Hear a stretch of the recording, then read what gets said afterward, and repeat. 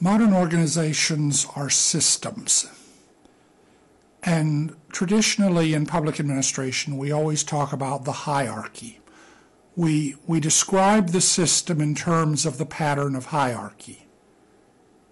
You know, you've got the chief executive officer, and then you've got the people who report to the chief executive officer, and you have the people who report to the people who report to the chief executive officer, and so forth.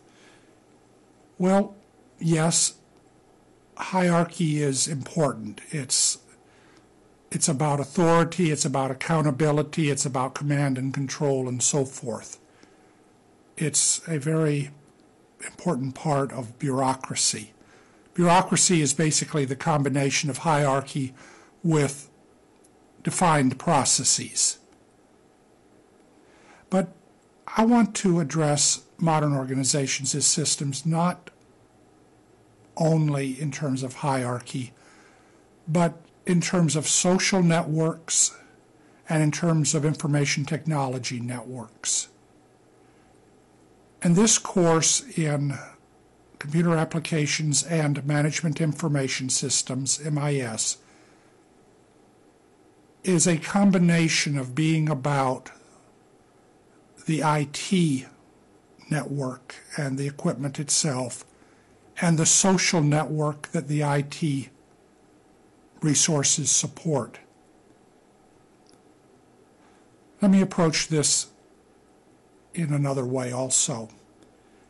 There is data, there is information, and there is knowledge.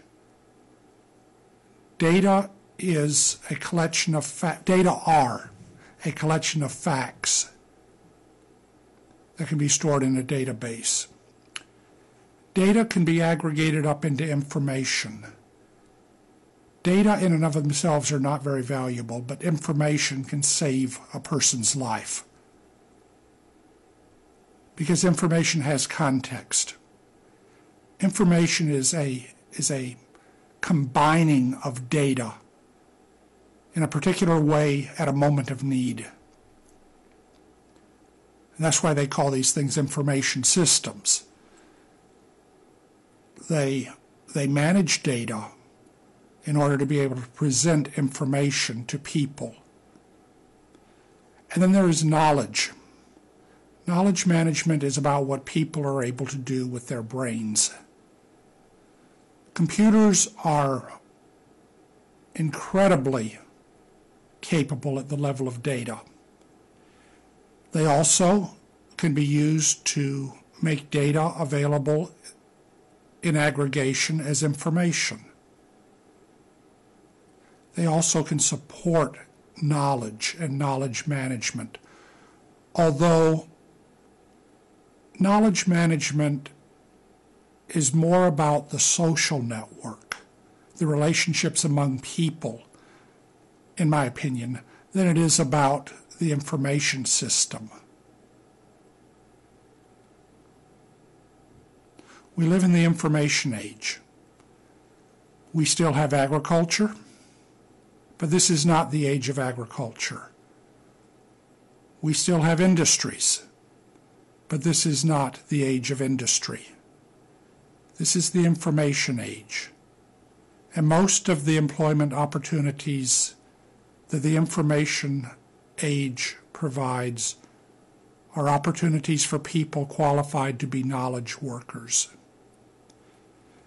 This course is different from many other courses in that it is about a particular kind of tool that extends our brains and our minds. You know, we don't devote in universities entire courses to backhoes or other pieces of equipment. If you want to learn to use a printing press, there are institutions that train people to become professional printers. This course is important because it's about a tool that extends not our bodies, but our minds. Computers are tools that also are remarkably flexible in application. computers can do a great variety of things. You know, a typewriter can do one thing. A 10-digit calculator can do one thing. A modern computer can run software such that it can be used to extend people's minds to enable them to do a great variety of things.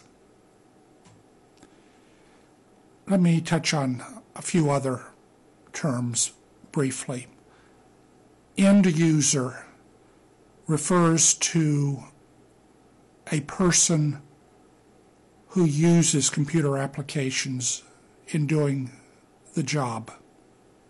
It is not a derogatory term. It's simply a description of a role.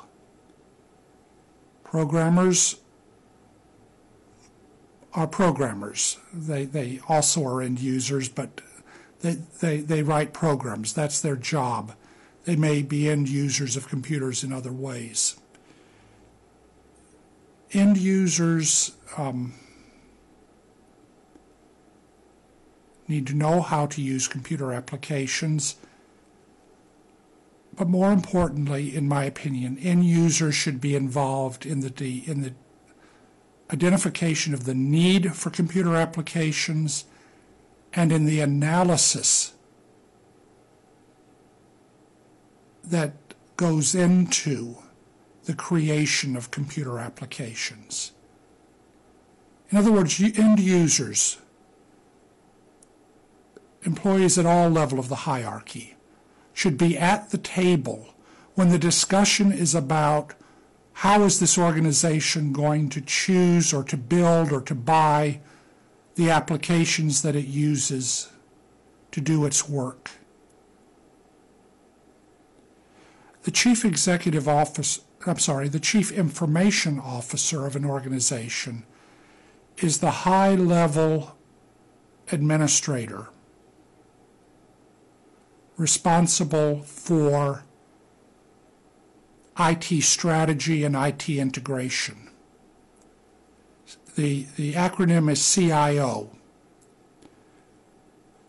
And large organizations need a CIO who can work at the strategic level, who can think at the strategic level. The chief information officer should not be sitting at the help desk. The chief information officer should be sitting at the desk next to the chief executive officer, the chief financial officer, and others at the very highest level of the administration of a government agency or other organization.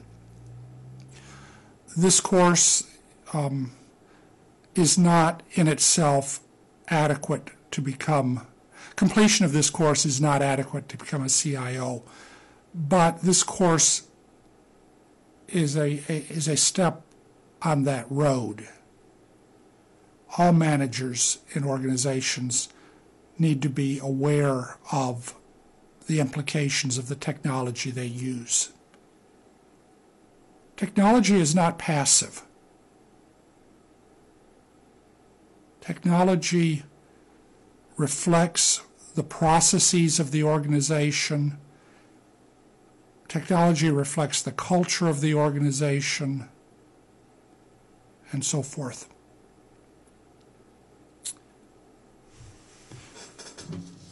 So, with this brief introduction, I look forward to our class meeting and to working with each of you very soon. Thank you.